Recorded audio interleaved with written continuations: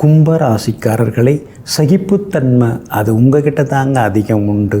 அதே மாதிரி தவம் இருக்கிறதுன்னு சொல்லுவாங்க இல்லைங்களா, அதெல்லாம் நீங்கள் பண்ணுவீங்க. வரம் கிடைக்கிறதுக்காக எத்தனை வருஷம் இருந்தாலும் தவம் இருந்தாலும் தப்பு இல்லை அப்படின்னு சொல்லுவீங்க. அதாவது நினச்சது நடக்கிறதுக்காக நீங்கள் அமைதியாகவே நிறைய விஷயங்களில் விட்டு கொடுத்தும் போயிடுவீங்க. பல நற்குணங்களுக்கும் நல்ல விஷயங்களுக்கும் சொந்தக்காரர்களெல்லாம் நீங்கள் தாங்க. இந்த ராகு கேது பயிற்சி என்னங்க சொல்லுது? ஏற்கனவே ராகு உங்களுக்கு 2ஆம் இடத்துல இருந்தாருங்க. காசு பணம் வரவிடாமல் தடுத்துக்கிட்டே இருந்தார். வாசல் வரைக்கும் வந்தது, வீட்டுக்குள்ளார கொடுக்காமல் அப்படியே போயிட்டார் அப்படின்னு சொல்லுவாங்க இல்லைங்களா. அந்த மாதிரி உங்களுக்கு பணத்தட்டுப்பாடுகள் இருந்தது. அது மட்டும் இல்லைங்க, நீங்கள் சாதாரணமாக இயற்கையாக இயல்பாக யதார்த்தமாக ஏதாவது சொல்ல போய் அதை ரொம்ப தப்பாக புரிஞ்சுக்கிட்டவங்கெல்லாம் நிறைய பேர் இருந்தாங்க, இப்போவும் இருந்துட்டுருக்காங்க. ஏன்னா இந்த 2ஆம் இடம் வாக்குஸ்தானம், அதில் அந்த ராகு இது வரைக்கும் இருந்ததுனால அந்த பாதிப்பு இருந்தது. இப்போ அதெல்லாமே விலகி இப்போ ராசிக்குள்ளார ராகு உட்காந்துட்டாருங்க. ராசிக்குள்ளார ராகு வந்ததுனால நல்லதா அல்லதா? ராசிக்குள்ளார ராகு வந்திருக்கிறது ஒரு வகையில் நல்லது.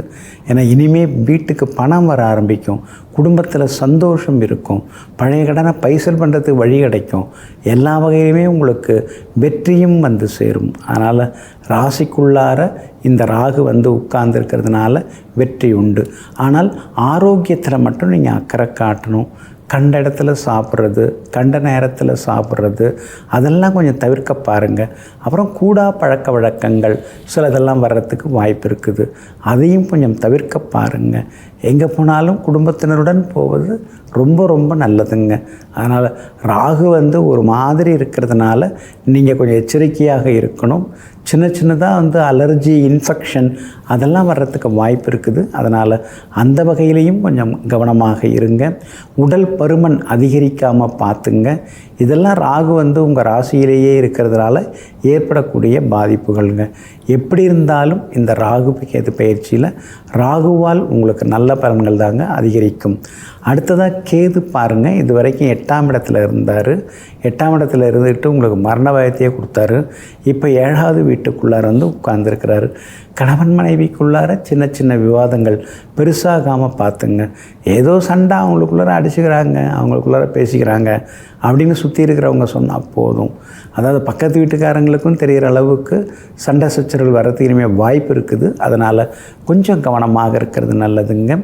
கேது பகவான் 7ஆம் இடத்துல உட்கார்ந்துருக்கிறதுனால அதாவது கணவன் மனைவிக்குள்ளார விவாதங்கள் வரும், சின்ன பிரிவுகள் எல்லாமே வருங்க.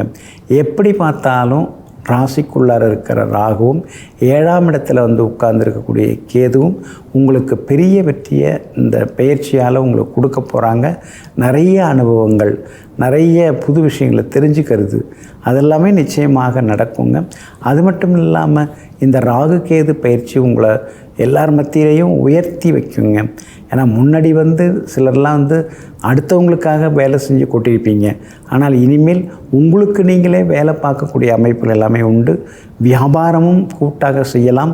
உத்தியோக வகையிலையும் உங்களுக்கு இருந்து வந்த தொந்தரவுகள் அதெல்லாமே இந்த ராகுகேது பயிற்சியால் சரியாகுங்க.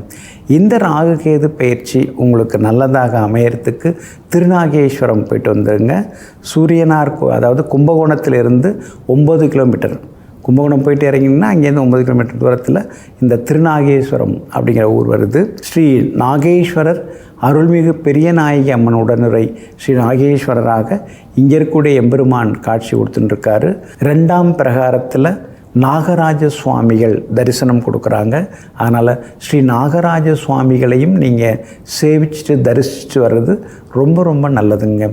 இந்த ராகு கேது பயிற்சி மேலே உங்களுக்கு நல்லதெல்லாமே தர்றதுக்கு வேர்க்கடலை நீங்கள் தானமாக கொடுக்கலாம். கொண்டக்கடலைங்கிற மூக்கு கடலையும் நீங்கள் தானமாக கொடுக்கலாம். அது மூலமாக ராகு கேது பயிற்சி அருமையாக இருக்குங்க. நெஞ்சிற்கினியவர்களே, சுக்கிரவாரமாகிய இன்றைய நாள் உங்களுக்கு அனைத்து சுகபோகங்களையும் அள்ளித்தரும் அதிர்ஷ்டகரமான நாளாக அமையட்டும். மீண்டும் சந்திப்போம். நன்றியுடன் உங்கள் ஜோதிட முனைவர் KP வித்யாதரன். வணக்கம்.